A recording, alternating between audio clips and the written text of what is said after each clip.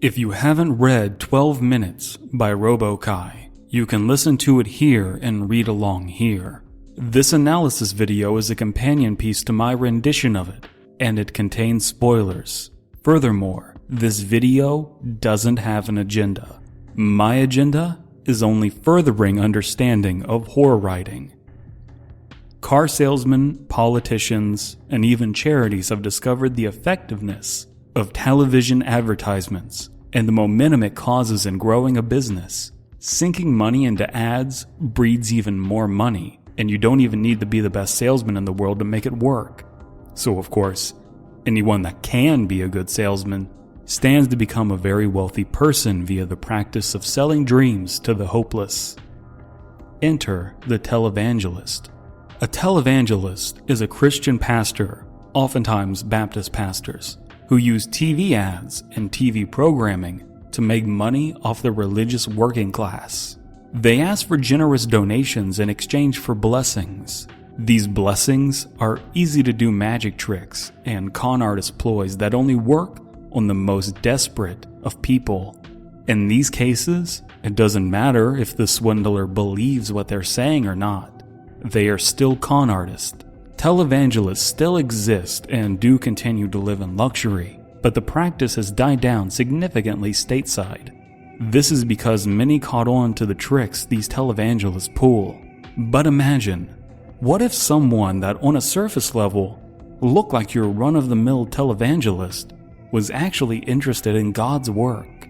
A pastor only concerned with scripture, sacrifice, and salvation that hosted a little public access show catering to those interested in spiritual enlightenment. Someone with a small congregation and little to no ambition. Just a humble pastor that, for some reason, just puts people on edge. Women specifically. This is the young Reverend Marley Sachs. Reverend Sachs' personality, or at least what we get of it, is not only genuine, but godly. He's the type to take the cancellation of his show with abject indifference. His motives are tied to the voice of God. And if the people of Georgia don't want to hear that voice ring out, then so be it. Reverend Sachs said his piece, and that's all a man of God can do. So in a world of materialist televangelists, Reverend Sachs is offering to the public something much more mundane, a meager local access television program for Christians too lazy to leave the house. It's something so dry. What does Sachs have to gain from this show if not money in exchange for unattainable dreams? As you know, something very disturbing is hidden in this little show.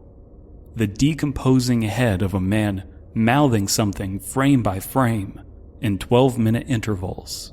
What we can infer from the intern that killed his wife and his unborn son is that the head was mouthing the words, "The light of God calls them."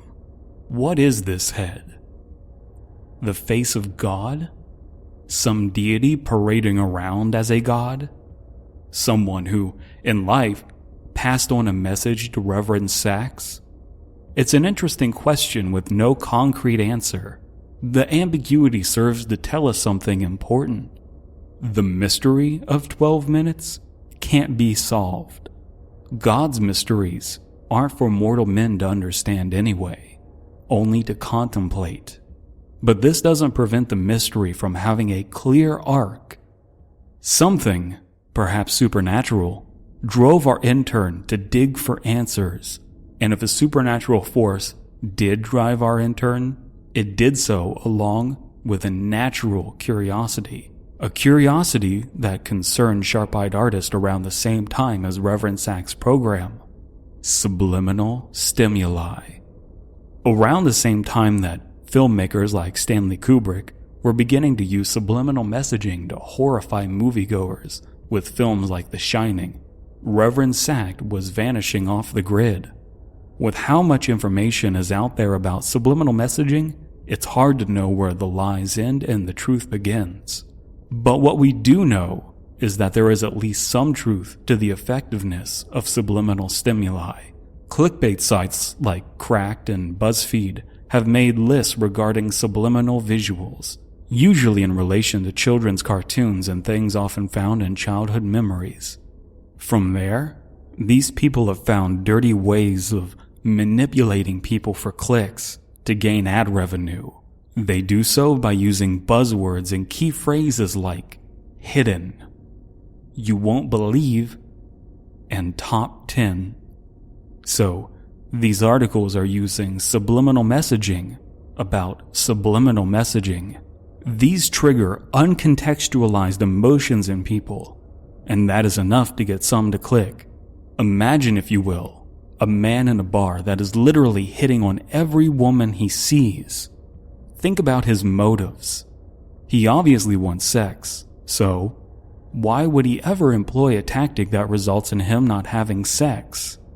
He's hitting on every woman simply because one is bound to say yes at some point, most likely before the club closes that night. That's how these ugly sites stay afloat, by feeding off idiots. Remember how I said I didn't have an agenda? It's starting to seem like I lied, right? You, consciously, or more likely unconsciously, wondered what could be so controversial to require such a disclaimer. What could this story be hiding that I missed? See, creepypasta authors use these kinds of techniques all the time, but for the purpose of making people feel weird rather than making money off ad revenue. The supernatural phenomenon of miscarriages occurring due to the spoken words on a television program seems to indicate that Reverend Sachs did indeed have a connection to God, or at least some supernatural deity. And it seems that whatever was causing this, be it a god or some deity, wanted to get people out of the living world. And that's how this ends. Many non-believers and skeptical believers have toyed with the idea of heaven since Christianity was codified. The answer for why people shouldn't just kill themselves to go to heaven has been that suicide is wrong, and it will prevent entry past the pearly gates. It's a good save. But what if God did want to stop human life? What if Earth was a mistake? It's a cool concept that's explored here implicitly, but it's not the most important concept on offer. Why did the show Words of Light with Reverend Marley Sachs get canceled? The miscarriage epidemic. In journalism, there's a saying, if it bleeds, it leads. Such a sensational subject is a boon for a TV network. People will tune into your news show just to become outraged, to make sure that they're not in danger, or at the very least, rubberneck the bloody disaster ensuing. People want to hear about death. They want to be mad.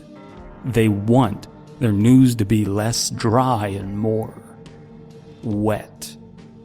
You might be feeling confused by now. I've mixed my metaphors, and so has Robo Ky. Obviously, I do have somewhat of an agenda, but I normally don't. Question what deserves your time. Don't engage with these manipulative sites that only view you as a finger on a mouse. Early on with my channel, I saw how few people watched the content I made as compared to those who didn't put love and care into what they make. And it was frustrating for a short period. But then it became clear to me. Those were meaningless clicks. There was nothing in the heads of those who made those videos.